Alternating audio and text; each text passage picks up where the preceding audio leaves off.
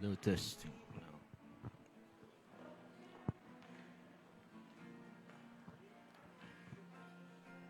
Alright, it's almost 6:30 na po.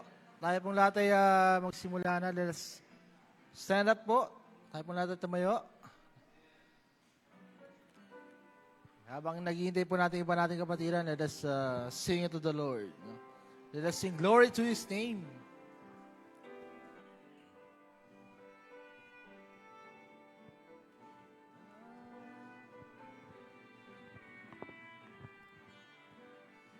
On the first verse, let us sing.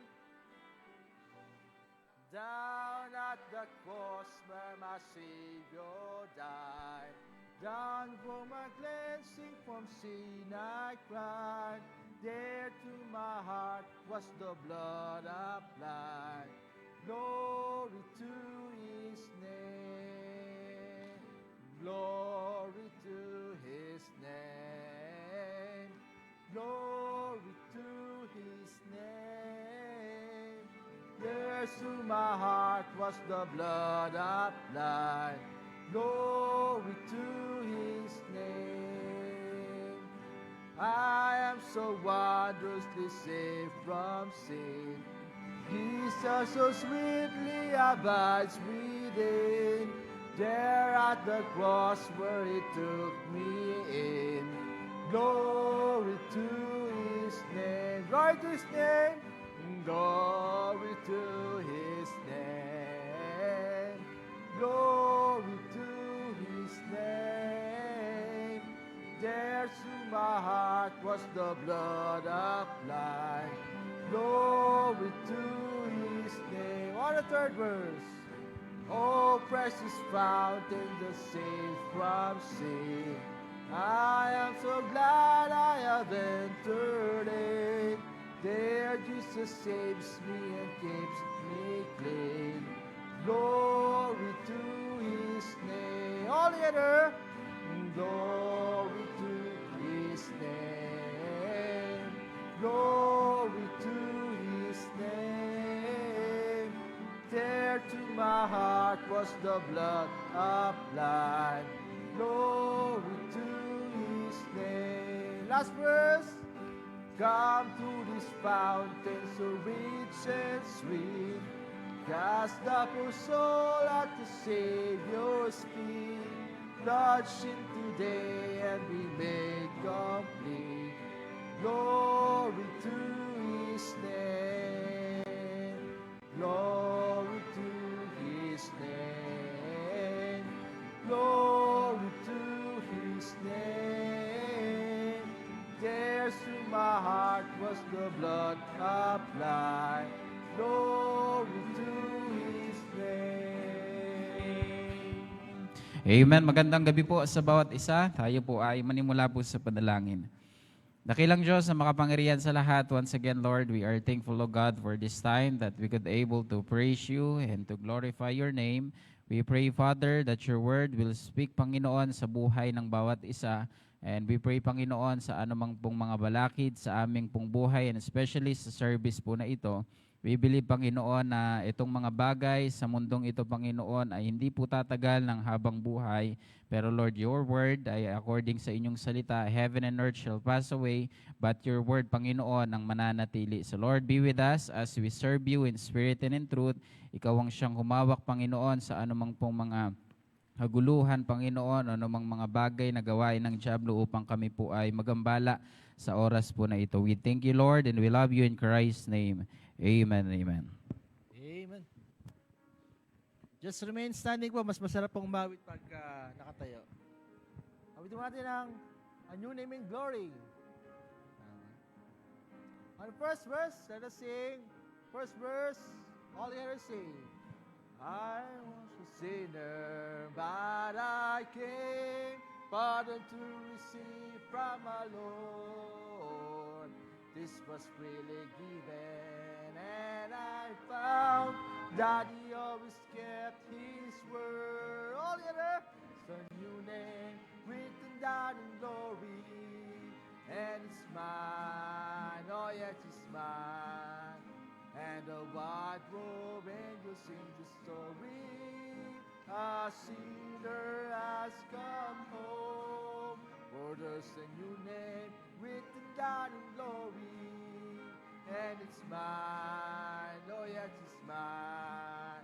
No, no sins forgiven, I am bound for heaven, nevermore to roam. I was humbly kneeling at the cross, pleading out my God's angry throne. When the heavens opened and I saw that my name was written down, there's a new name written down in glory. Amen. There is mine. Oh yes, it's mine. And the white robe angels sing the story. A sinner has come home, for there's a new name written down in glory, and it's mine. Oh yes, it's mine. All the sins forgiven, I am bound for heaven, nevermore to roam. In the book is written, saved by grace, know that joy that came to my soul. Now I am forgiven, and I know by the blood I am made whole. There's a new name written down in glory, and it's mine, oh yeah, it's mine. And the white robe angels sing the story. A sinner has come home. Amen. There's a new name written down in glory, and it's mine. Oh yes, it's mine. With my sins forgiven, I am bound for heaven, nevermore to roam. Amen once again. Good evening po sa bawat isa at welcome once again to Subic Bay Baptist Church. Wala naman po tayong first time visitor, amen. So magdiretso na po tayo, mag-welcome and kamayan po tayo sa bawat isa as we sing for the Lord. Sir Francis. Tayo po ulit tayo. Ayan, awitin po natin ng isang awitin. Pwede po tayong umiti habang nakipagkamay po, di ba? Mas masarap po yung nakangiti.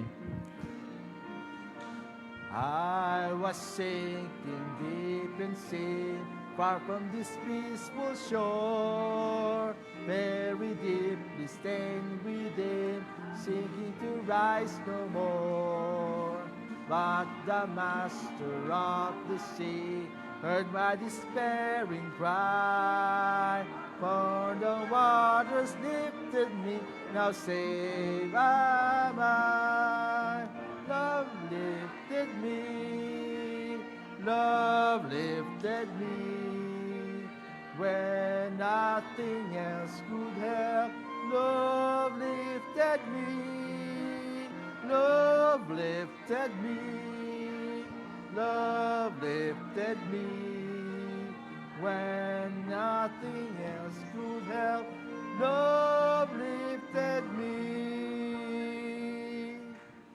Ngayon na po tayong upo. Let us now hear the choir.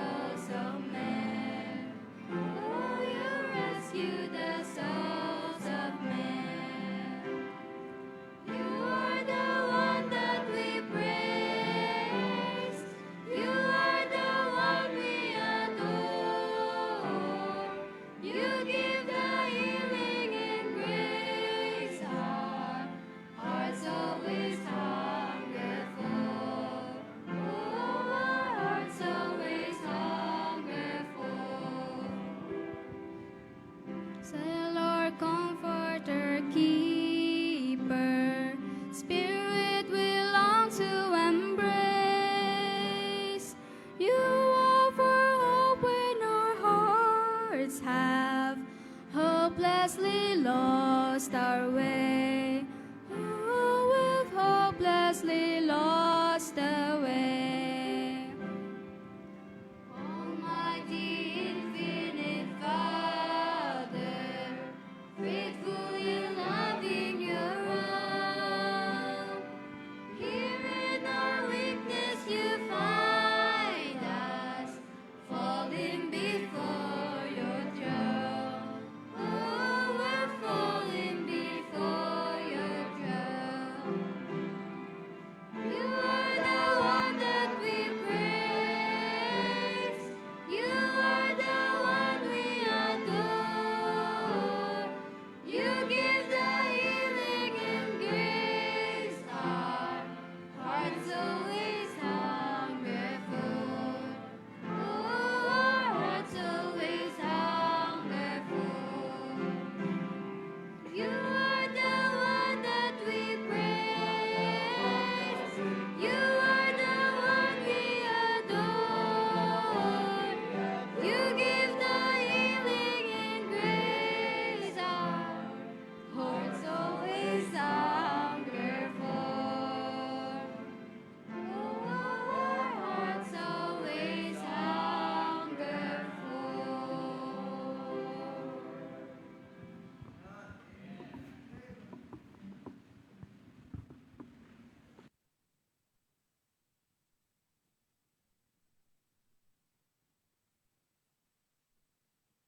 Okay, tayo naman po ang mawit. Tabitin natin ng I know whom I believe.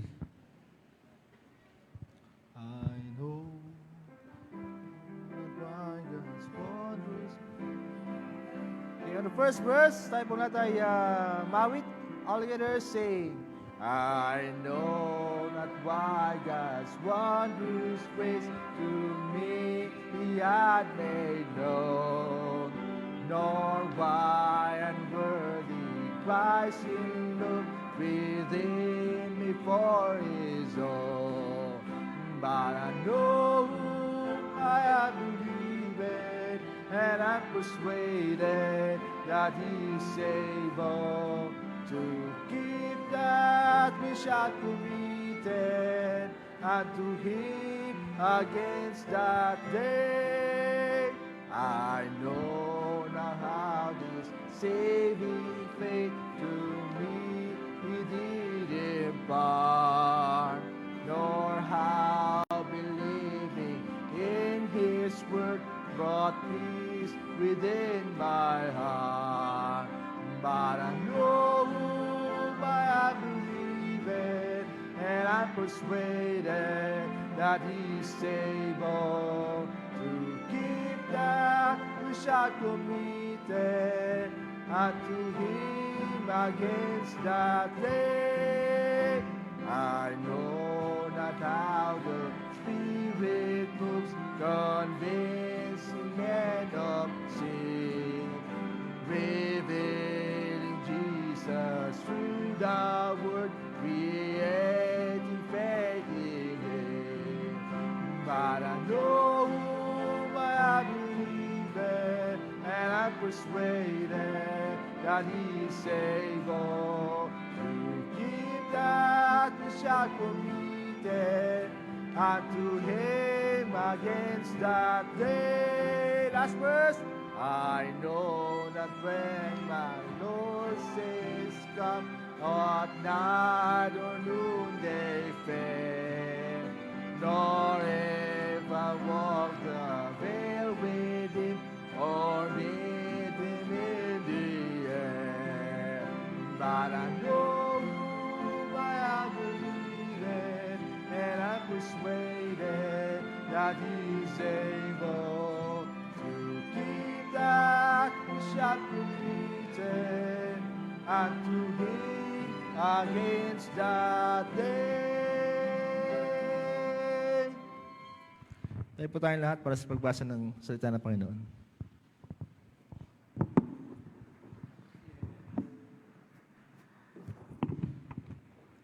Let's open our Bibles in the book of Matthew, chapter 26, verses 14 to 16.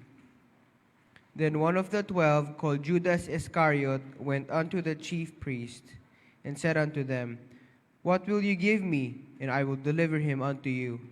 And they covenanted with him for 30 pieces of silver. And from that time he sought opportunity to betray him. May the Lord bless the reading of his word. You may be seated.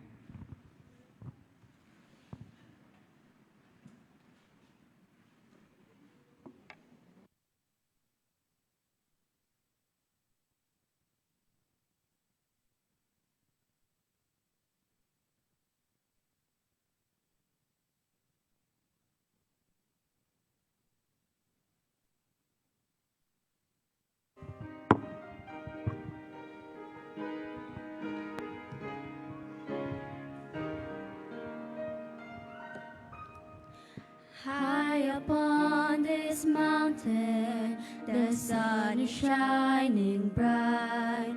My heart is filled with gladness, here above the cares of life.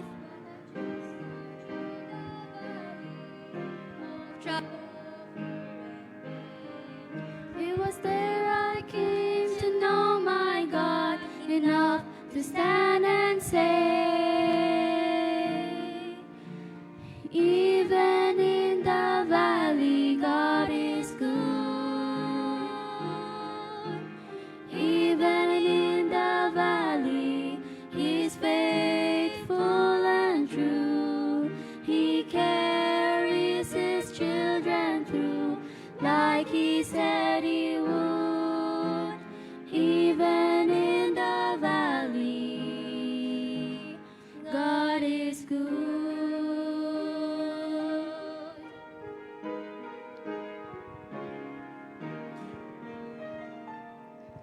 This road of life has led you to a valley of defeat.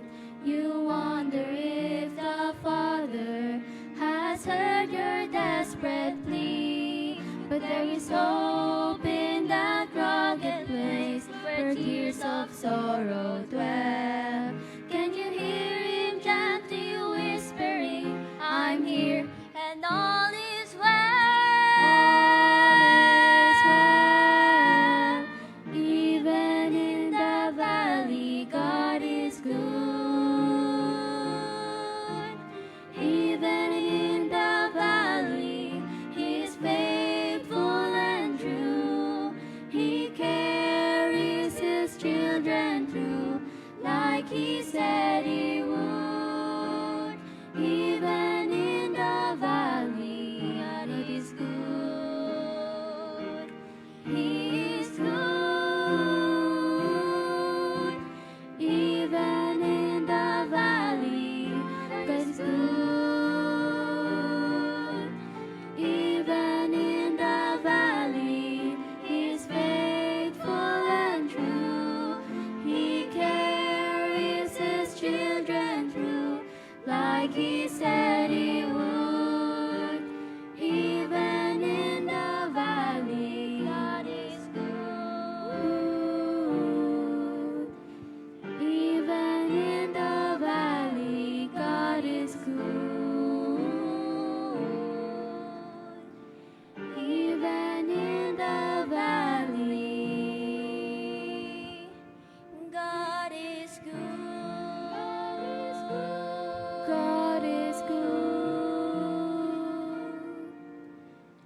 God is good.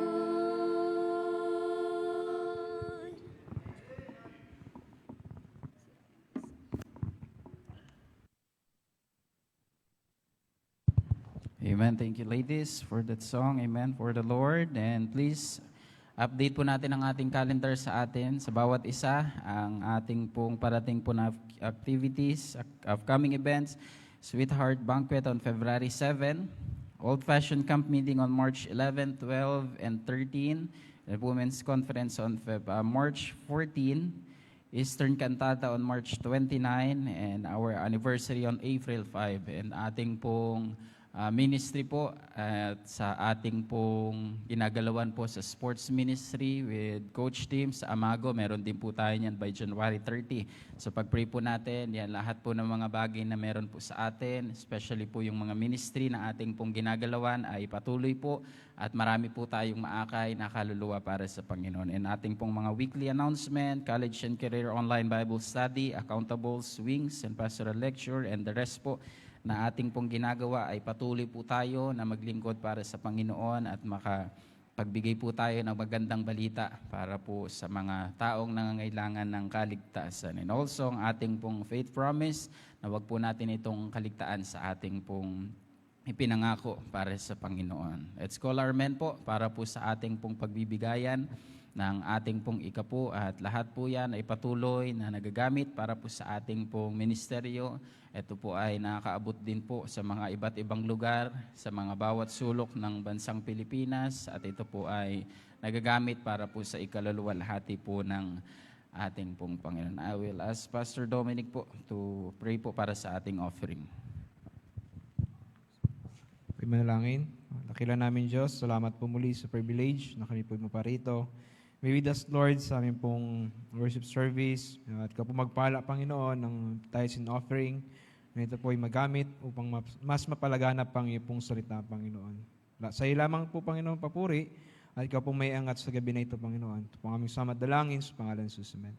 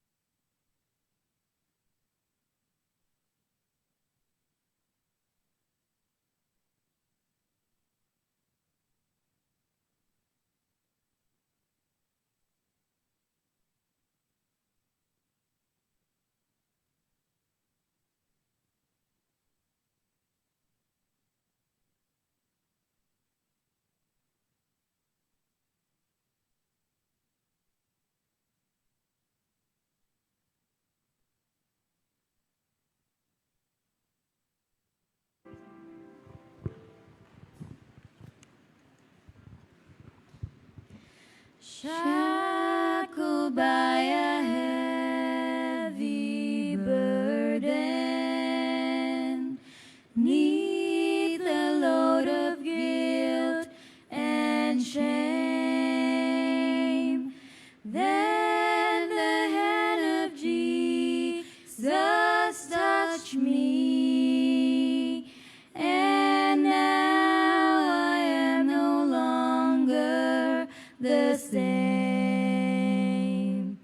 He touched me, oh, he touched me, and oh, the joy that floods my soul.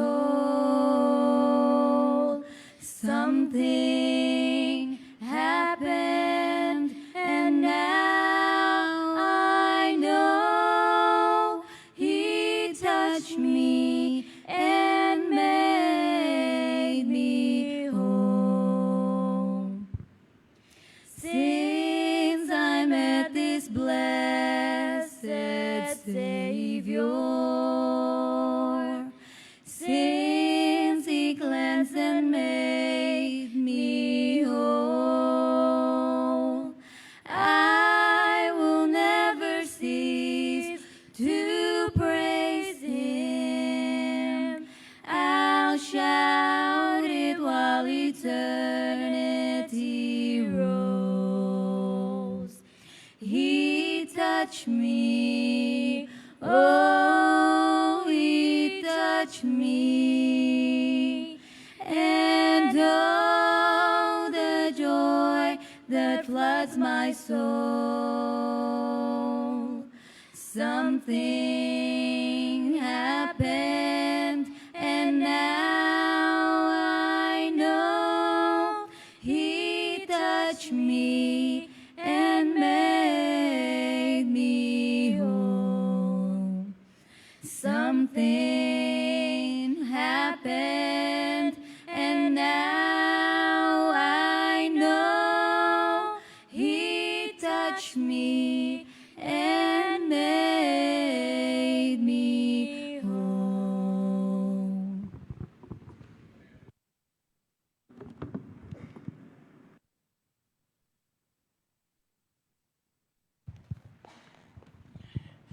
Amen. Good evening po sa bawat isa. Matthew chapter 26, sa ating pong pag-aaral.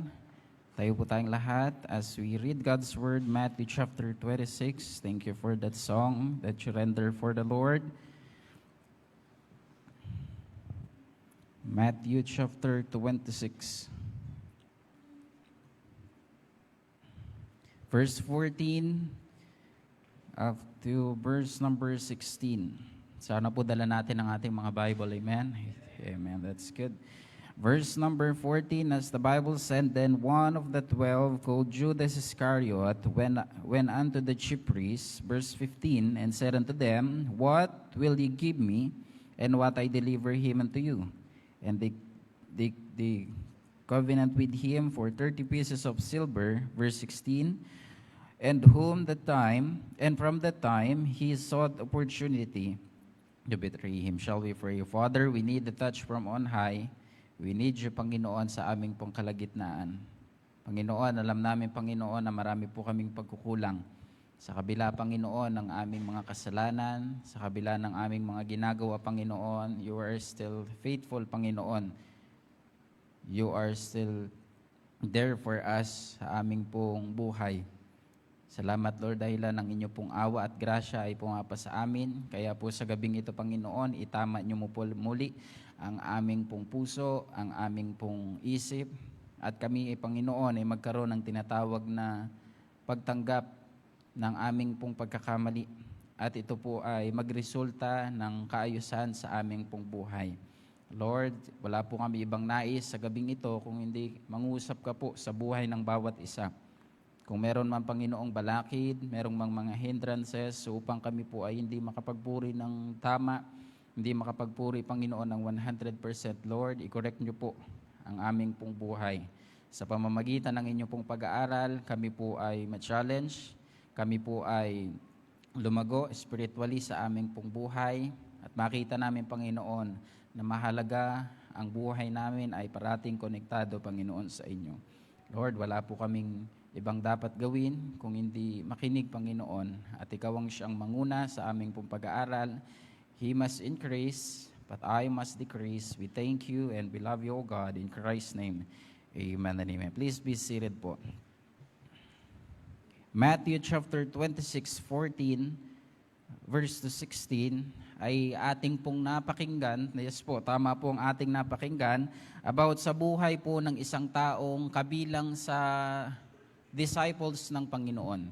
Kung tutuusin, marami pong mga disciples ng Panginoon. Pero sila po yung nabigyan ng pagkakataon na kung saan makasama ng Panginoon sa mahabang panahon. Pero sa kabila ng bagay na yon, ang problema, hindi sa Panginoon. Ang naging problema, sabing ganon ng ating pag-aaral, merong isang tao na pinagkanuno at pinagpalit ang Panginoon for 30 pieces of silver. By the way, ang ating pong pag-aaralan or the title for this evening, Hindrances of Holding Fast to God. Hindrances of holding fast to God. For sure, we know about the life of Judas. Sometimes ginagawa natin itong biruan.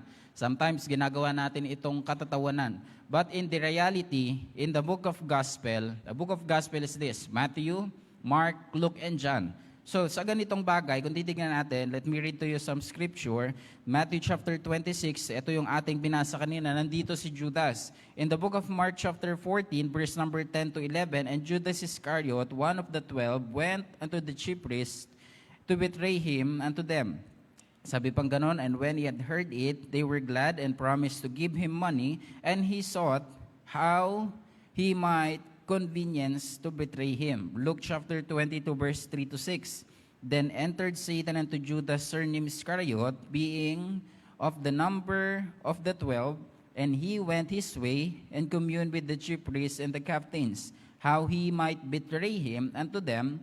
And they were glad and the covenant to give him money. And he promised and sought opportunity to betray him unto them in the absence of the multitude. John chapter 12, verse 3. Then took Mary a pound of ointment in spikenard, very costly, and anointed the feet of Jesus, and wiped his feet with her hair.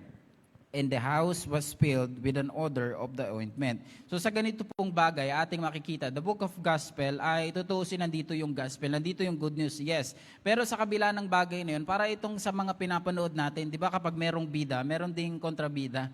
Itong sa buhay ni Judas, kung tutuusin, okay naman sana yung buhay niya. Okay naman sana nakasama siya sa disciples, pero ang nangyari lang, nag-iiba yung kanyang ugali, nag-iiba yung kanyang practical o tinatawag na pamumuhay kasi nga po dahilan sa kapirahan. Yan po yung nangyayari sa generation po ngayon na kung saan ipinagpapalit ang Panginoon sa maraming pong bagay. Kaya nga po sa ating pong pag-aaralin, verse number 16, meron po siyang opportunity to betray Him. Alam niyo po ba, ganun din sa ating buhay, meron tayong mga opportunity sa buhay natin na para ipagpalit natin ang Panginoon sa ating pong buhay. Maybe some of us dito ay pwedeng kumita ng malaking pera. Hindi naman din natin maitatanggi. Yung iba naman sa atin dito, pwedeng nasa showbiz na kayo. Tama, di ba? Yung iba naman sa atin dito ay nasa magandang career na sa buhay.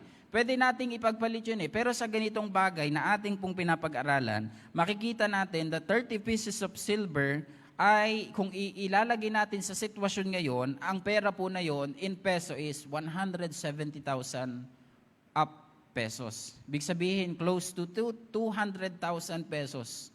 Para lang doon sa tinatawag na ipagpapalit ng Panginoon. Tama? Kasi merong mga ganyang bagay na kung saan kailangan daw.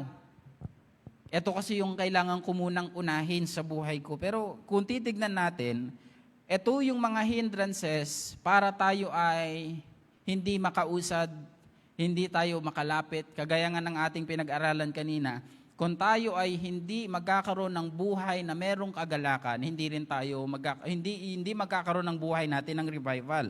That's why sa ating pag-aaral, this is talking about our physical and our spiritual. Okay po? Kaya nga ating pong pag-aaralan, bakit nga ba merong hindrances, sabing ganon, hindrances of holding fast to God. Let me give you the first point. Tayo lamang po ay madaling matatapos sa gabing ito. Number 1, because of leisure. Sa buhay dito ni Judas, ating makikita in verse number 15 ng Matthew chapter 26 is this, and said unto them, what will ye give me? Nakita natin yan. Sabi ni Judas Iscariot, what will ye give me? Ano nga bang pwede kong maibigay? Sabi niya ganon, what will you give me? And, ito pa, I will deliver him unto you. And they covenanted with him for 30 pieces of silver. Number 1, because of leisure. Alam niyo po sa ating kalagitnaan, ito yung nagiging hadlang sa buhay bilang isang Kristiyano na ang kaperahan ang siyang humahadlang sa buhay bilang isang Kristiyano. Pastor, bakit? Kasi nga ipinagpapalit ng Panginoon. Alam niyo po, kung titignan natin, hindi lang naman si Judas ang pinagpalit ng Panginoon sa maraming bagay. Kahit po tayo, kahit po sa ating pong katangian na ipinagpapalit natin ng Panginoon, the word pleasure means, kapag inisip natin ito, ang unang tatatak sa ating kaisipan, pleasure means kayamanan. Yun agad yung ating iniisip eh. Tama po? At sabi ko nga gano'n, hindi naman problema kung tutuusin ang pera eh. Hindi naman dapat yan maging problema sa atin. Pero nangyayari, mas minamahal natin yung pera kesa sa Panginoon. Pinagpapalit natin yung kaperahan sa araw ng Sunday at sasabihin natin, hindi, gipit kasi ako eh. Pinagpapalit natin yung Panginoon para sa mga bagay na ito. At the end, sabi ko nga po kaninang umaga, ang uwi pa rin ito sa Panginoon. Lalapit pa rin tayo sa Panginoon. Sasabihin natin, Panginoon, kailangan ko ng tulong, kailangan ko ng financial. Pero kung magbigay tayo sa Panginoon, halos ipitin na natin. I remember kapag merong nag-offering dati, yung 20 pesos, dati meron pang 20 pesos na papel eh. Ginawang sing-sing, Sir Francis. Sabi ko, ayaw yatang ibigay yung para sa Panginoon. 20 pesos na lang, itutupi mo pa, di ba? Siguro kung natutupi lang yung barya nun, baka tinupi din yun, di ba? In other words, sobrang kuripot. Minsan kasi, yun yung problema sa atin, eh. Hindi kasi sapat yung ibibigay ko eh. Kailangan ko kasi ito, no, Pastor Dom, kailangan ko kasi, wala kami kasi yung pangbigas, bibigay ko sa Panginoon. Next time na lang, pag may barya na. No, hindi, ang Panginoon, hindi dapat siya yung mga tira-tira lang sa ating pong buhay. Amen po ba? Hindi dapat natin binibigyan ng tira, bagkus iuna natin siya sa ating pong buhay. Sapagkat sabi ng Bible, Ecclesiastes, chapter 5, verse number 10 is this, He that loveth silver shall not be satisfied with silver. Ano pang sabi?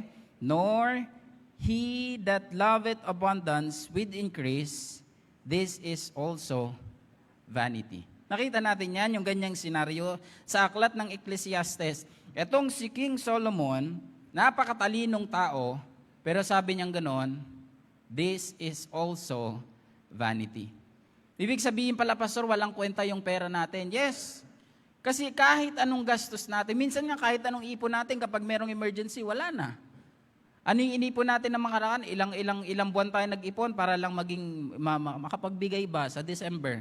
Makapagregalo tayo, makapag-abot tayo sa inaanak. Pero saglit lang. Natuwa tayo, ang dami ka ng pera. Ayos, December, marami na. Marami na nag-bless sa'yo. Marami nang nagparamdam. Nung, di ba, ninang, magdi-December na. Saglit lang yung pera. Kung tutuusin yung 500 pesos na meron tayo ngayon, kukunti na lang yung mabibili natin eh. Tama po? Iisipin natin, 500 pesos. Dati sa commercial, ang nilalagay, saan naabot ang 20 pesos mo? Ngayon, ang pera, saan naabot ang 500 pesos mo? Saglit na lang.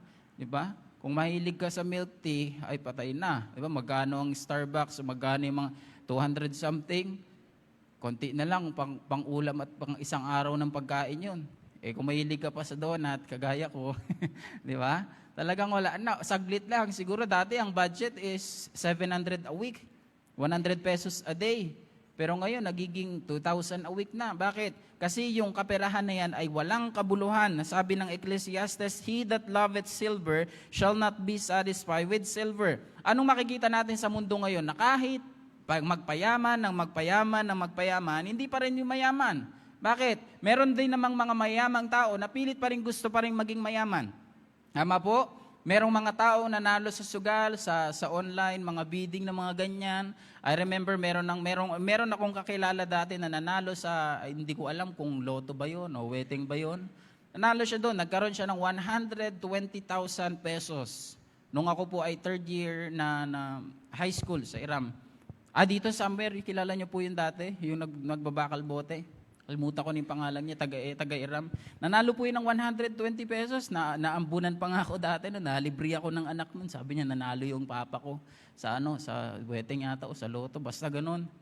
Sabi niya, lumita kami ng 120,000. Alam niyo po, wala pa pong isang buwan, ubos na yung pera. At tumaya uli siya, nang tumaya uli, sabi ko, kung tutuusin, yung pinangtaya na yun, wala ding magiging kabuluhan. Let's say, sabihin nanalo tayo ng ganitong buwan. Pupunta tayo sa sugal, no? Pero titingnan natin na ganito tayo niloloko ng mundo para lang tayo ay magsugal, para lang tayo maloko sa kaperahan. Kung yung tinataya natin na yon, for the longest year, for the longest month, every day, nagtataya tayo, let's say 10 pesos, 20 pesos, yung ipinanalo natin nun parang kulang pa eh. Tama po? Yun po yung nangyayari sa mundong ito. That's why na dapat hindi natin mahalin ang mga kayamanan dito sa mundong ito kasi hindi rin yan tatagal. Yung pera na meron tayong 500 pesos. Pag sinunog natin yan, wala nang silbi yan eh. Tama po? Yang ganyang pong bagay sa Bible, as the Bible said, He that loveth silver shall not be satisfied with silver, nor he that loveth abundance with increase. This is also, ito yung maganda sa lahat, vanity. Walang kwenta. Kaya kung mas mamahalin natin ang kayamanan kaysa sa Diyos, yun ang problema. Tama po? Sabi ko nga po kanina, hindi namang masamang magkaroon ng pera. Pero ang masama, minamahal natin ang pera. Sa araw ng linggo, supposedly, dapat tayo ay nasa simbahan. Dapat makita tayong naglilingkod sa Panginoon. Pero nangyayari kasi may trabaho, pastor eh. Alam niyo po, since 2013, nung ako po ay naligtas, inaangat ko po ang pangalan ng Panginoon, hindi niya kailanman ako ibinigo. Why? Sa usapang kaperahan, tinuruan tayo ng ating punong pastor kung paano hindi maging mukhang pera. Opo. Sumasahod dati kami, ang sahod namin is 175 per day. Kailangan namin magbayad ng Bible school, di ba, Pastor Dom? Kailangan namin magbayad ng mga ganito, di ba, Sir Sarel? Ang kikitain namin sa buong linggo, bawas na si pagkain, bawas na si tuition fee. Nandyan yung kikitain namin, 80 pesos, 60 pesos. Hindi umakit yun ng 200 pesos. And then after ng Bible school na yon, we realize, ang galing ng ating punong pastor, guided by the Word of God, na makita natin na tayo ay hindi dapat maging mukhang pera. Bakit? Kasi if we love money, yun ang nagiging problema natin bilang isang mananampalataya. Kaya yun po yung mga hindrances to holding fast to God. 1 Timothy chapter 6, verse number 10. For he that loved money, for the love of money is the root of all evil, which while some covet after, that they have erred from the faith, and pierced themselves through with many sorrows. Kaya napakahalaga na mas mahalin natin ang mundo kesa ang kaperahan dito sa mundong ito. Amen? Sabi ng iba na humihiga sa pera, parang magandang pakinggan at magandang makita, pero at the end, ang tanong, may satisfaction ba? May kaligayahan ba? May kasaganahan ba ang buhay? Wala. Kasi the more we seek yung mga bagay na outside sa Panginoon, hindi rin tayo magpa-prosper. Kaya sabi ng Bible, for the love of money is the root of all evil. Amen? Kaya sabi kong gano'n, nung Christmas, nag-decide ako, hindi ako magbibigay ng masyado ng pera eh. Kasi ito yung aking nabasa eh. For the love of money is the root of all evil. Sabi ko, kung bibigyan ko ng pera itong mga inaanak ko, magiging evil din yung mga inaanak. Kaya sabi ko, bibili na lang ako ng regalo para hindi sila magmukhang pera. Di ba? Kaya ganitong bagay na ating makikita, na mahalaga, na ating makita, ang pleasure dito sa mundong ito ay hindi tatagal ng habang buhay. Amen? Kaya ating pong pagpapatuloy, Luke chapter 12, verse number 15. And he said unto them, take heed and beware of covetousness, yung mga sakim. For a man's life consistent, sabi pang ganon, not in the abundance of the things which he possesseth. Ito yung mga bagay na gusto nating makamtan sa ating buhay. Paulit-ulit kong sinasabi, hindi po masamang magkaroon ng kapirahan. Hindi po masamang maging yumaman. Ang magiging problema lang kung ito ay magiging hadlang sa buhay natin para tayo ay hindi maglingkod sa Panginoon, much better na lang na hindi tayo yumaman. Amen? Kasi kung meron tayong ilang libo lang sa ating pong bulsa, ilang libo sa ating pong video account o sa ating pong GCash account at nakakalimutan na natin ang Panginoon, much better na wag na tayong kumita ng mas malaking kaperahan. Amen? Kasi nakakalimutan natin yung Panginoon eh. Kaya ito po yung reminder sa atin na dapat sa ating pong buhay, we don't love money, at sa kagaya ng buhay na meron si Judas, he betrayed God because of pleasure. Amen? Marami na pong mga Kristiyano na kung saan ay nagpadaya sa mundong ito because of pleasure. Huwag na po nating dagdagan. Bagos itong gabi na ito ay paalala sa buhay natin na dapat tayo ay mas magmahal sa Panginoon kaysa sa mga bagay na hindi tatagal ng habang buhay. Luke chapter 12, verse number 15. And he said unto them, take heed and beware of covetousness, for a man's life consistent not in the abundance of the things which he possesseth. Matthew chapter 6, verse number 19 to 21. As the Bible said, lay not up for yourself treasure upon earth, where moth and rust that corrupt, and where thieves break through and steal, but lay up for yourself treasure in heaven. I like this word, but lay up for yourself treasure in heaven, where neither moth nor rust that corrupt, and where thieves do not break through nor steal. Ito pa, for where your treasure is, there will your heart be also. Ano sabi ng verse na ito? Na huwag tayong mag-impok ng yaman dito sa mundong ibabaw. Why? Hindi rin naman yan tatagal ng habang buhay. Ito in generally speaking, kahit mag-ipon tayo na mag-ipon ng kaperahan, hindi rin natin niya madadala kapag tayo ay nawala sa mundong ito. Tama? Kasi sa langit, hindi, o sabihin natin, langit ka man o pa-impyerno ka, wala ka din namang mabibilang milk tea pagdating sa impyerno. Di ba? Hindi ka makakabili ng Dunkin' Donut when it comes naman kapag ikaw ay nasa langit. Yung pera dito sa mundong ito, hindi natin dapat pahalagahan because ating lang kailangan at wag nating i-priority sa ating pong buhay. Amen? Ito pa yung isang bagay na ating makita. For where your treasure is, there will you be heart also. Kung nasaan ang iyong puso, yun ang nangyayari sa buhay natin. Ngayon, anong nasa puso natin? Bakit tayo naglilingkod sa Panginoon? Just to say na para pagpalain tayo ng Panginoon? Para sabihin natin na protectionan tayo ng Panginoon? O para lang sabihin na meron tayong masabi lang para lang tayo naglilingkod sa Panginoon? Pleasure. Amen? Ito yung bagay na problema sa mundo ngayon na kung saan even Christian ay hindi makakaligtas sa ganitong bagay. Alam niyo po, nakakalungkot mang isipin, meron ding mga kapastoran na ang problema dahilan sa pera. Opo. Nagiging problema, ito yung kalaban natin eh. Sino ba namang tatanggi, di ba? Kung iisipin natin, ba may kailangan tayo sa buhay natin, meron tayong kailangang bayaran. Nakapulot tayo ng isang bag, naglalamang 1,000,000 peso. Hindi ba natin kukuhain yun? Di ba? Iisipin natin, kung hindi tayo Kristiyano at kung hindi tama yung ating layunin para sa Panginoon, teka lang, 1,000,000 na to ah. O kaya may nag-wrong send na napadala sa GCash natin. Pabalik ko pa ba to, Sir Nel? Sayang to, 10,000 to. Di ba?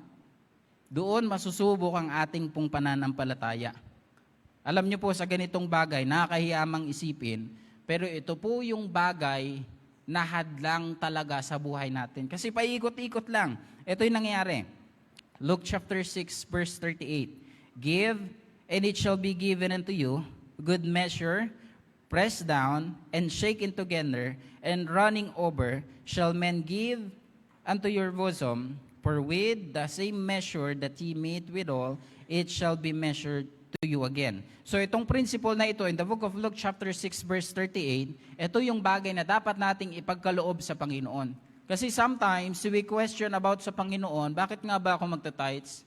Bakit nga ba ako kailangan mag-offering sa Panginoon? Bakit pa ba kailangan kasi mag-faith promise? Bakit ba kailangan gawin yung mga bagay na yung patukoy sa pagbibigayan? Bakit nga ba? Kasi puro ang tanong natin, bakit eh? Pero bakit kailangan gawin yan? Kung tutuusin, hindi naman talaga kailangan ng Panginoon yung pera natin. Ang kailangan niya yung pagsunod niya sa atin. Yan yung sinabi ng Book of Malachi, bring ye all the tithes into the storehouse, para makita sa atin yung obedience natin. Pero ang problema lang, hinahawakan natin yung na dapat na para sa Panginoon. Kung tutuusin, yung pera na yan, hindi naman talaga sa atin eh. Pinapagkaloob lang yan kasi meron tayong mga pangailangan. What if ganitong bagay kaya? Hindi natin kailangan ng bigas. Hindi natin kailangan bumili ng ulam. Hindi natin kailangan bumili ng ating mga pangangailangan. Hindi rin natin kailangan magbayad ng kuryente, ng tubig, ng wifi, ng anything. Makikita pa ba natin yung kahalagahan ng pera? Wala na. Ano pang gagawin natin sa pera? Wala naman na tayong bibilin. Wala na tayong kailangang pangbayaran. May halaga pa ba yung pera nun? Wala na. Kaya nga sa ganito pong senaryo na ating makikita na yung kaperahan na yan ay ating pong makita na ito ay ibabalik natin sa Panginoon. By the way, ang ating simbahan ay hindi po ito ministry. Amen? Hindi tayong sasabing, lahat ng inyong kaperahan, ibigay nyo dito sa simbahan.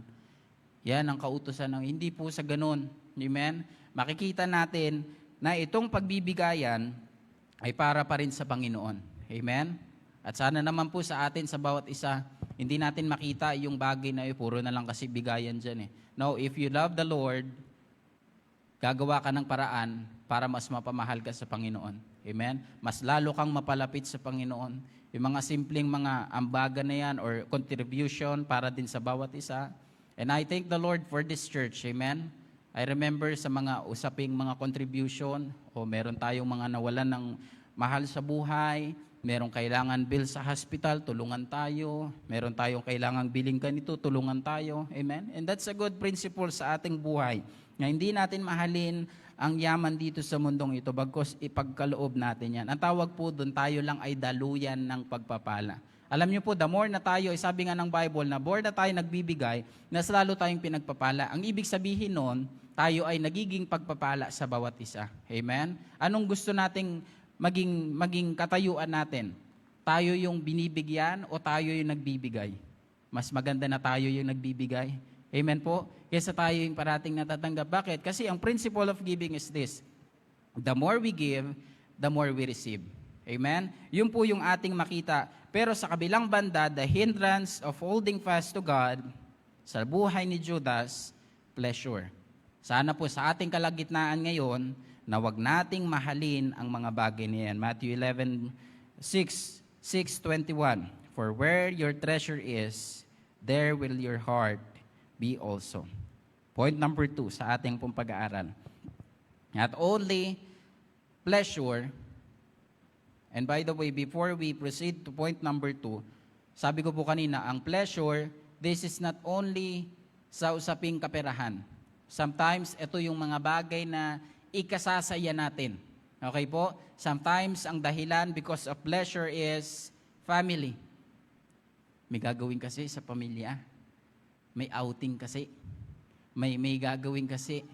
May trabaho kasi. May pag-aaral kasi. May mga hadlang kasi. Puro na lang may dahilan. Yan yung nagiging problema natin sa ating pong buhay because of that pleasure.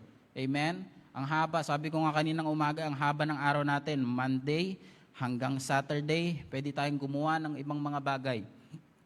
Pero kapag araw ng linggo, ito yung bigay natin para sa Panginoon na dapat para sa Kanya. Amen? Secondly, ano pa yung nagiging hindrances sa buhay ng isang tao upang maglingkod pa sa Panginoon? Secondly, sa buhay ni Judas, there is popularity. Sikat kasi eh. Kilala siya in Judea, kilala siya in Jerusalem. Kilala sila every time na kung saan sila pupunta. Punta sila sa lugar dito, ikot sila dito sa Galilee, punta sila dito sa maraming mga lugar. Kasama nila yung Panginoon. The 12 disciples, everywhere, kung saan sila pumupunta, kasama sila at kilala sila. Doon nga na-meet ni Zacchaeus ang Panginoon eh. Sabi ni Zacchaeus, sino ba yung Panginoon na sinasabi nyo? Sabi ni Zacchaeus, gusto kong makilala yan. Sabi ng Luke chapter 19, and he sought to see Jesus who he was. At sa kanilang pag-iikot, kilala na sila ng mga tao. Kilala na sila ng mga karamihan. Kabilang sila doon sa disipulo ng Panginoon. Sa usaping ganyan, si Judas po ay naging sikat sapagkat siya po ay kasama at kabilang sa tinatawag na disipulo ng Panginoon. Pero there is a danger kapag tayo po ay nagiging sikat. Amen? Lalo po sa mundong ito. Ang daling sumikat, madali ring malaos. Amen? Ang dali sa mga bagay dito sa mundong ito na madali tayong makilala.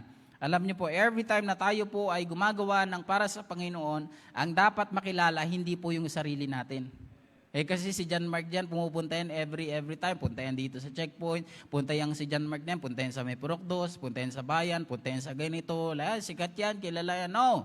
Ang dapat makita sa buhay natin, hindi yung ating sarili, hindi yung ating pangalan. Bagkus, ang ating Panginoon na natagapagligtas, paano na lang kung yung Panginoon na hindi nagbigay ng pag-asa sa atin? Tapos dadalhin natin yung ating pangalan. Sa tingin ba natin may kabuluhan yon? Wala. Kaya nga sa buhay po ni Judas, ang problema, not only because of pleasure, but secondly, ang problema, popularity.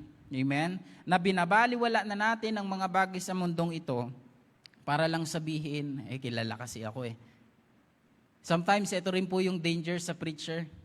Tama po, na masyado ng kilala, masyado ng matayog ang lipad, and suddenly, magkakaroon ng tinatawag na pagbagsak. Kaya ang daan patungo sa pababa ay sa taas, at ang daan patungo sa paakyat ay sa baba. Kaya sa usaping kasikatan, ang dapat maging sikat sa buhay natin, Panginoon. Amen? Mark chapter 8, verse 36. For what shall a profit a man if he shall gain the whole world and lose his own soul? Alam niyo sa ganitong bagay, o ano ang kapakinabangan ng tao kung makamtan man niya ang lahat ng yaman dito sa mundo, ngunit ang kanyang kaluluwa ay mapapahamak. Meron akong 3 bagay na naiisip ngayon sa ganitong senaryo. Yung kasikatan, magiging walang kabuluhan kapag wala din sa Panginoon. Sa usaping kasikatan, marami tayong mga kilalang mga tao na naging sikat. Sa basketball, maraming naging sikat. Sa larangan ng volleyball, maraming sikat. Sa larangan ng mga swimming, marami ding naging sikat. Even sa pagiging artista, maraming mga naging sikat. Pero ang tanong, hanggang ngayon ba sikat ba sila? Yung mga bata ngayon hindi nakilala sa usaping Fernando Po Jr., di ba? Sa panahon ngayon sa usapang basketball, hindi nakilala ang Jojo Florita. Sa panahon ngayon, hindi nakilala sa swimming ang Michael Phelps, di ba? Bakit? Kasi yung kasikatan na yan ay hindi panghabang buhay. Amen po? Kaya ang dapat pong makita sa atin, walang iba kundi Panginoon. For what shall a profit a man if he shall gain the whole world and lose his own soul? Kasikatan. Ito pa yung tignan natin. Kalakasan. Yung kalakasan na meron tayo ngayon, hindi yan habang buhay, malakas tayo. Hindi habang buhay, kaya nating magbitbit ng 2 timba. Hindi habang buhay, kaya nating tumayo na hindi umiinda sa ating balakang. Hindi habang buhay na sasabihin natin, it's a beautiful morning.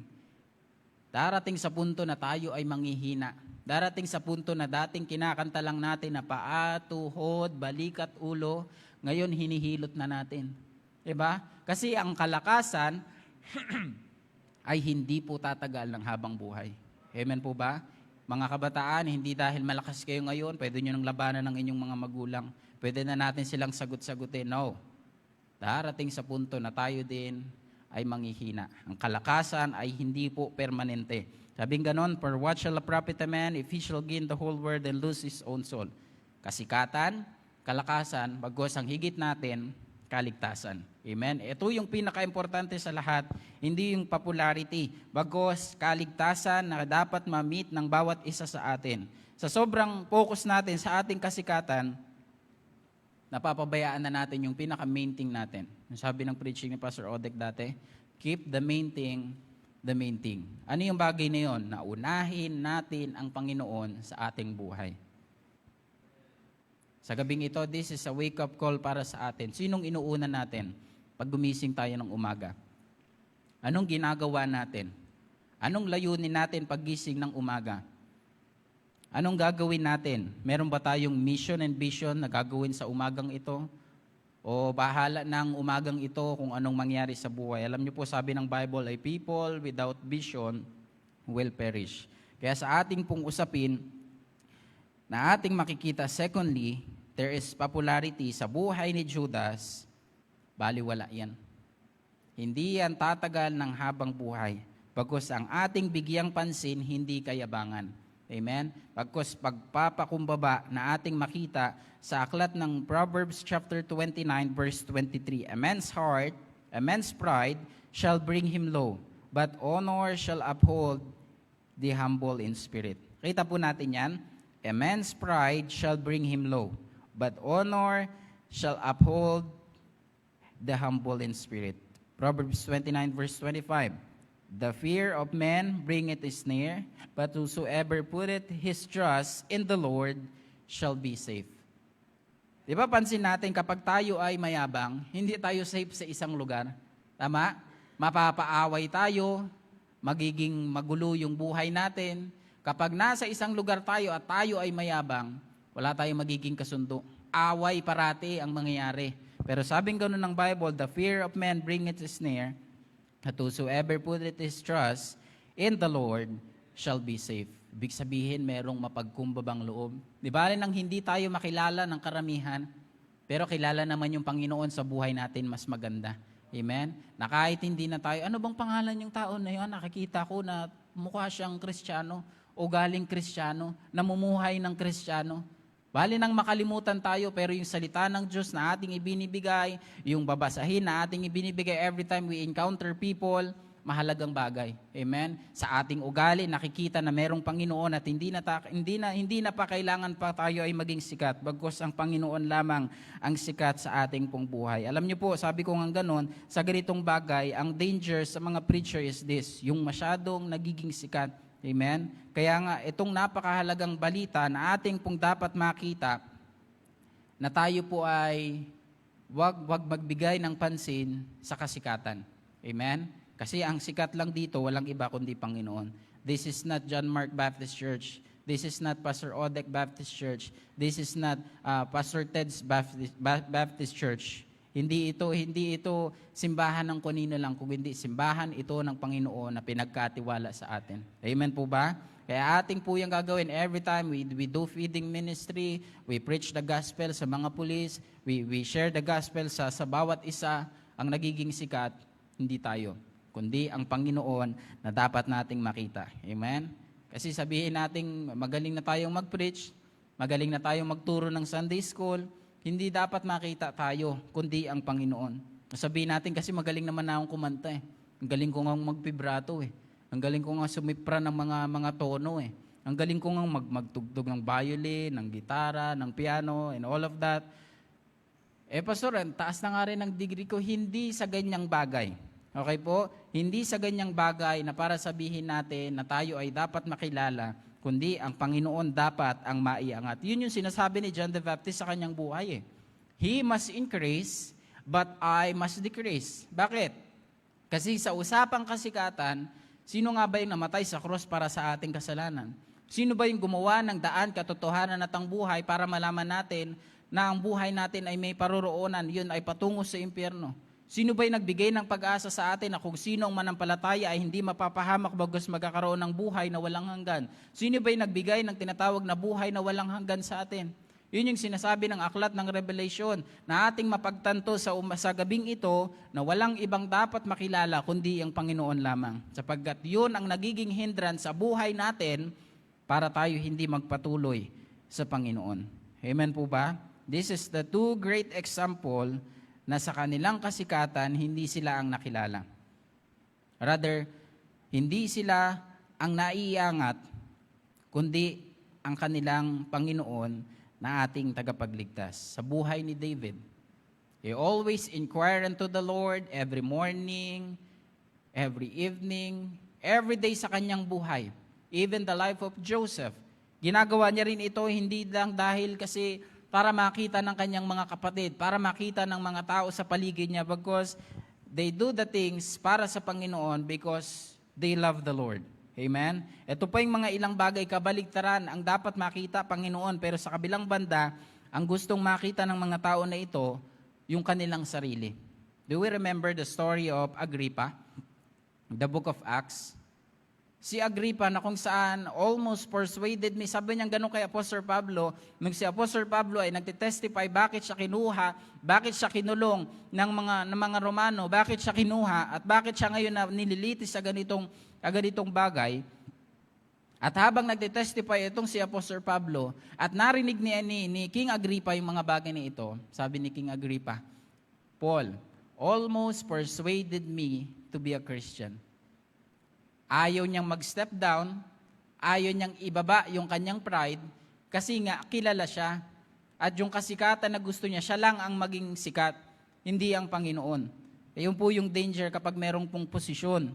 Not only si Agrippa, because also si Pharaoh. Alam din natin ang storya na meron si Pharaoh. Pero sa kabila ng yun, hindi pa rin nakikita ang Panginoon sa kanilang buhay. Why? They love position kesa sa Panginoon. Amen? Kaya sa ating pong pag-aaral, wag po nating mahalin ang kasikatan dito sa mundong ito. Amen? Kahit sabi ko nga po kanina, di ba, hindi na tayo kilala. Basta makita sa atin yung Panginoon. Yun po yung maganda. Yan po yung sinasabi ng book of Matthew. Let your light so shine before men that they may see your good works and glorify your Father which is in heaven. Amen? Makita sa atin yung ugaling Kristiyano. Makita sa atin yung pananalita bilang isang Kristiyano. Makita sa atin yung kawangis bilang isang Kristiyano. Sabi ni Apostle Pablo, follow me for I follow Christ. Bakit niya nasabi yun? Kasi napagtanto niya sa kanyang buhay na ang mahalaga, Panginoon. Ang unahin, Panginoon. Hindi yung pagiging sikat. Amen? Yan po yung dapat nating malaman. And thirdly and the last sa ating pong pag-aaral. Nandyan po ba kayo? Amen, amen. Point number 3. At only priority, sa ating pag-aaral, pleasure, popularity, and the last, this is the problem also. Priority. Verse number 15 sa ating pong pag-aaral. Sabi ng verse 15, and he said unto them, what will ye give me? And I will deliver him unto you, and they would covenant with him for 30 pieces of silver. Ito na yung nagiging priority. Na sa buhay ni Judas, ang priority niya, hindi Panginoon, kundi yung mga bagay sa mundo na gusto lang makamtan. Colossians chapter 3, verse number 1 and 2. If ye then be risen with Christ, seek those things which are above, where Christ seated on the right hand of God. Verse number 2. Set your affection on things above, not on things on the earth. Sabi ng Bible, verse number 2, set your affection on things above, not on things on the earth.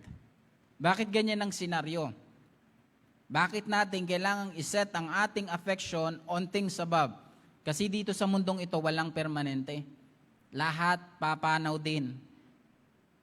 Sa madaling salita, lahat din tayo mawawala sa mundong ito. Kahit anong pagpupuntar natin dito sa mundong ito, lahat din po yan ay papanaw. Lahat ng mga bagay dito sa mundong ito, mawawala din. That's why we need to set our affection on things above, not on things on the earth. Isa sa mga dahilan, kaya ang tao po ay malayo sa Panginoon, hindi natin pinapriority ang Panginoon sa ating buhay. And we are always looking sa earthly things and material things dito sa mundong ito. Tama po? Kasi gusto natin ngayon, dahil meron naman ng iPhone 17, abutin na natin, kahit hindi natin kaya, pipilitin natin. Yan yung nagiging problema sa atin. That's material things. Amen? Meron naman tayong cellphone. Gusto natin ng panibagong cellphone na naman. Masyadong tayong sakim. Masyado tayong sakim sa mga bagay na nakikita natin sa mundong ito. Amen? Kaya nga sabi kong ganun, okay na siguro meron akong cellphone na ganito. Ilang buwan ko rin itong inipon, tapos papalitan ko lang naman. Gastos na naman. Di ba? In practical matter, tignan po natin, di ba? Kung bibili tayo at meron naman tayong cellphone, tapos meron tayong cellphone at bibili tayo ng panibago, ano mangyayari doon sa luma? Stuck lang doon sa bahay. Hintayin nating mabulok, hintayin nating masira, hanggang hindi na magamit. Tapos pag meron na namang bago, yun yung tinuturo ng mundo na hindi tayo masatisfied sa mundong ito. Pero sabing ganun ng kanta, only Jesus can satisfy your soul. Amen? Kaya sa ganyang pong bagay, wag nating tignan yung mga material things and earthly things dito sa mundong ito. Amen? Bagkus mag-focus tayo sa eternal na kung saan panghabang buhay. Amen? Yan po yung bagay na yan. So what are the things that we need to set? Ito po yun. Set our priorities sa Panginoon. Early in the morning, what we need to do? Prayer. Amen? Paulit-ulit na lang to, Pastor Parati na lang tayo nakakapakinig ng ganitong bagay. Paggising ng umaga, manalangin. Alam niyo po kaya paulit-ulit nating naririnig kasi paulit-ulit din natin kinakalimutan na gawin. Maglalagay tayong sabihin natin, New Year's resolution ko, I want to be committed pero sa Panginoon. Pero early in the morning, we commit ourselves sa cellphone rather than sa salita ng Diyos. Diba? Gusto nating maging prosperous yung buhay natin. Gusto nating maging nasa align sa kagustuhan ng Panginoon. Pero we don't read the Word of God. Amen? Priority. Ito pa, to set our thoughts para sa Panginoon. Itong iniisip natin ngayon, maybe some of us, ang iniisip ngayon, kung anong oras ba tayong uwi, anong oras tayong matatapos, anong oras nga ba tayong makakain ng hapunan, ano nga bang pwede natin gawin, ano bang gagawin, ano ba, matatapos pa ba yung preacher na yan, kanina pa yan daldal ng daldal, pasado alas 7, kanina pa yan dyan nakatayo. Hindi ba nangangawit yan? Hindi ba napapagod yan? Daldal naman yan. Maaari ganun yung tumatakbo sa isipan natin ngayon Pero mas magandang kaisipan natin is this, in verse number 2, set your affection on things above, not on things on the earth. Letter C, to set our plans para sa Panginoon. Plano, mahalaga, bigyang pansin. Bakit? Kasi kung yung plano na ay wala din ng Panginoon, let's say magkaroon ka ng plano, gusto mo magkatrabaho, yes, walang masama doon sa trabaho. Pero kung yung trabaho na yan ay wala dun sa plano na kung saan sa araw ng linggo ako'y magsisimba, hindi yan magiging maayos. Amen? Kaya nga napakahalaga when it comes sa pag-a-apply ng trabaho, ang parating suggestion at parating counsel ng mga kapastoran, maghanap ka ng trabaho na kapag araw ng linggo, ikaw ay nasa simbahan. Amen? Ang sarap kayang nasa simbahan. Yung tipo na, minsan I experience na kahit maimbita tayo sa ibang churches, mapunta o minsan na mapalayo tayo ng mga ilang araw lang, yung pakiramdam ba na parang ilang buwan kang hindi nakapunta sa simbahan? Tama po, di ba? Kasi ganun yung intimate na relasyon natin sa Panginoon. Kaya sa ating pong pagpaplano, mahalaga na bigyan nating pansin yung ating pong priority sa Panginoon. Luke 14 verse 23.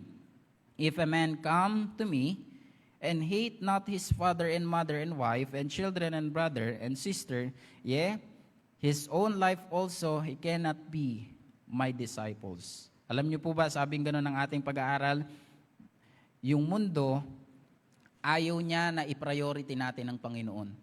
Amen? Ang gusto niya, manguna ka sa plano ng Panginoon. Pangunahan mo yung kagustuhan ng Panginoon. Hindi, maghanap ka ng trabaho. Mag-call center ka kasi malaki yung kita doon.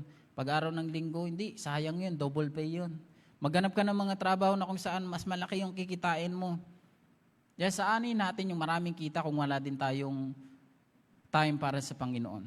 We need to set our priority para sa Panginoon. Amen? Sa buhay na ating makikita ngayon, John chapter 12. Lapit na po tayong matapos. 12 verse number 3. Then took Mary a pound of ointment and spankyard, very costly, and anointed the feet of Jesus and wiped his feet with her hair, and the house was filled with an odor of the ointment. Alam niyo po yung precious ointment na ito, kikitain natin sa loob ng 1 taon. Ibinili ni Mary para ibuhos sa paan ng Panginoon at ginamit niya yung kanyang buhok upang, ipamunas yung kanyang buhok. Nandun yung humbleness. Pero sa gabing ito, I want you to focus on this thought na merong priority etong si Mary para paglingkuran ng Panginoon. Na habang ang karamihan ang iniisip kumita ng malaking pera, kahit sa araw ng linggo pasukan ng trabaho, pero sa senaryo na meron si Mary, yung kanyang priority, malaki yung kanyang kinita sa loob ng kanyang ginagalawan, pero binili niya ng pabango para sa Panginoon. Ibinuhos niya yon sapagkat yun ang kanyang layunin para sa Panginoon. Amen? Ito po yung dapat nating priority. Our priority is not to be rich here on earth, but to be rich in heaven. Amen? Yan po yung kagandahan. Lapit na po tayong matapos, Matthew 6:33. We know this verse. But seek ye first the kingdom of God and His righteousness, and all these things shall be added unto you. 4 na bagay at dito po tayo magtatapos. Time, ourselves, family, ministry. Ang tawag po dyan, proper priority. Amen? Ano pong priority natin sa ating pong buhay? Thirdly, sa ating pag-aaral, sa buhay ni Judas, ito ang hindrance, holding fast to God, priority. Proper priority.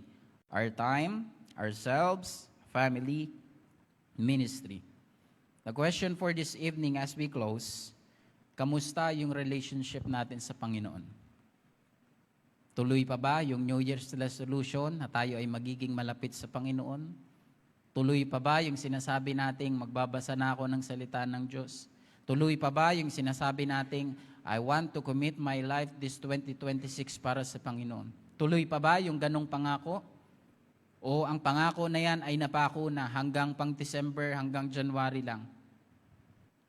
Kamusta ang ating pong relationship sa Panginoon? Alam niyo po, ito yung magandang prayer time natin. Na tayo ay malapit at lumapit pa sa Panginoon. Amen? Hindi sa pleasure, hindi sa popularity, bagkus hindi rin sa priority. Unahin natin ang Panginoon. Merong isang kanta na na-remember ko ngayon. Sabi niya ganon, Lord, I want to know you more. Deep within my soul, I want to know you. Christ, I want to know you more. Amen? Sa buhay natin, we need God sa ating pong buhay. Upang itong mga hindrances of holding fast to God, hindi na siya maging hadlang. Amen?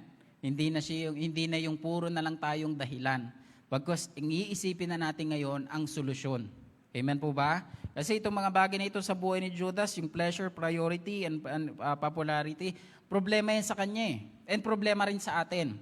Ang iisipin natin ngayon solusyon. Anong dapat gawin? Get right with the Lord, be close sa Panginoon, at yung hindrance na yan, hindi na magiging hindrance. Pagkos yan na yung magiging hakbang natin upang tayo ay mapalapit sa Panginoon. Amen po ba? Sana po sa ating pong simpleng pag-aaral na ito, makita natin ang ating sarili. And while I studied this message, sabi ko, kailangan ko ng ganitong bagay. Hindi dahil sa pleasure, hindi dahil sa priority, sa popularity, bagos ang dapat nating gawin, huwag magdahilan sa Panginoon. Amen? Hindi dahil, alam niyo po, hindi dahil po pastor po kami, hindi na namin pwedeng sabihin na wala na kaming mga hadlang sa buhay. Tutuusin, maraming mga nagbibigay ng dahilan ng mundong ito para sabihin, huminto ka na sa pagiging pastor. Huminto ka na sa paglilingkod sa Panginoon. Pero ipinapakita ng Panginoon sa buhay natin na the more na tayong nakikita at nasisilaw sa mundong ito, ipinapakita din ng Panginoon kung paano siya nagiging tapat sa buhay natin. Amen? Kaya sana po sa ating pong pag-aralan ngayon, na tayo po ay huwag magdahilan. Bagkus tayo po ay gumawa ng solusyon na tayo ay maging mas malapit sa Panginoon. Amen po ba? Yan po yung ating pong panghawakan sa gabing ito. Tayo po ay manalangin. Ama naming Diyos na makapangyarihan sa lahat, Lord, thank you po sa inyo pong salita. Nakita namin, Panginoon, ang mga hindrances sa aming pong pagpapatuloy, Panginoon, sa inyo. Marami po kaming mga alinlangan, marami po kaming mga dahilan, marami po kaming mga iniisip, Panginoon, na baka ganito ang mangyari sa amin o baka ganito ang kinainat ng buhay. Pero Lord, sa aming pong napakinggang mensahe, nakita namin, Panginoon, na walang silbi ang mga bagay dito sa mundong ito kung wala ka rin po sa aming pong buhay. So Lord, alam ko, Lord, na sa aming kalagitnaan kayo na ikaw ay nangungusap sa puso namin. Kinukonbig mo, Panginoon, ang aming pong layunin, ang aming purpose, ang aming pong ginagalawan sa pang-araw-araw. Kaya po sa gabing ito, Panginoon, malaya ka pong kumilos, malaya ka, Panginoong manguna, Panginoon, sa aming pong buhay. I know, Panginoon, na you are speaking to someone ngayon sa aming pong kalagitnaan. At habang kami, Panginoon, ay mag-aayuno, aalalahanin ang kabutihan nyo, Lord, hayaan nyo po kami ngayon sa oras na ito, na alalahanin namin na ikaw yung Diyos na napakabuti sa aming pong buhay. At habang tayo po ay nakayuko at nakapikit, I know the message is very clear, napakadaling tandaan, hindi na pa na kailangan nating maghanap ng dictionary for us to understand yung mga bawat puntos. Pero sa ating pong buhay, we need to respond sa salita ng Diyos. Tayo ay mamuhay para sa Panginoon. Mamuhay tayo ng merong katuwiran, mamuhay tayo ng merong kabanalan, mamuhay tayo ng naglalakad na kasama ang Panginoon. Kung yan ang panalangin mo ngayon, kapatid, kaibigan, sa kalagitnaan natin ngayon, pwede kang lumapit sa harap, lumapit sa altar, manalangin, and say, Lord, gusto kong mamuhay kasama ka. Lord, gusto kong makipag-ayos sa iyo. Yung buhay ko ay naka-align. Yung plano ko ayon sa iyong kagustuhan. Lord, everything sa buhay ko, gusto ko ikaw ang manguna. Kung yan po ang desire ng iyong puso, pwede kang manalangin ngayon, makipagkasundo sa Panginoon. Lord, bless these people, O God. We know sa aming pong pagkukulang. We know sa aming pong pagkakamali. We know the things, Panginoon, sa mga bagay na kasalanang nagagawa namin. That's why sa gabing ito, Panginoon, kinokorek nyo kami, Panginoon, ng inyong salita. Thank you, Lord, for using me and for this privilege to be your servant, to be your preacher, Panginoon, sa gabing ito. Ikaw ang aming pong pinupuri at pinapasalamatan sa pangalan ni Kristo Jesus. Amen and amen. Tayo po tayong lahat as we sing for the Lord. Let us sing this song, Living for Jesus. And if you want to come to the altar, lapit po kayo at makipagkasundo sa Panginoon. Haba po pong oras natin, you could come to the altar and pray and ask for forgiveness sa Panginoon. Living for Jesus, a life that is true, striving to please Him in all that I do. Yielding allegiance, glad-hearted and free. This is the pathway of blessing for me. Oh, Jesus, Lord and Savior, I give myself to Thee, for Thou in Thine atonement, give Thyself for me.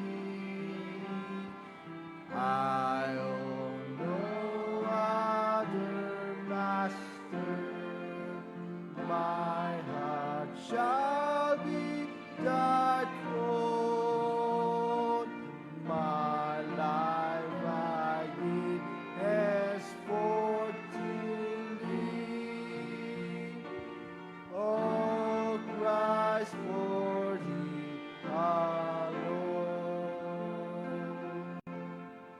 Living for Jesus, true earth's little one, my dearest treasure, the light of His mind, seeking the lost ones, He died to redeem, bringing the weary to find rest in Him. Oh, Jesus, Lord and Savior, I give myself to Thee, for Thou in Thine atonement didst give Thyself for me.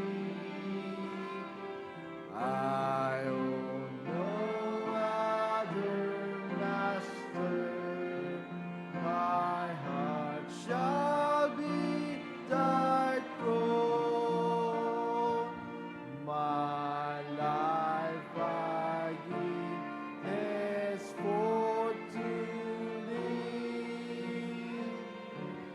Oh, Christ, for Thee alone. Amen, amen. Sana po tayo po ay nagkaroon po ng magandang gabi ngayon. Amen. Sir Sarel, do the honor po sa ating pong closing prayer.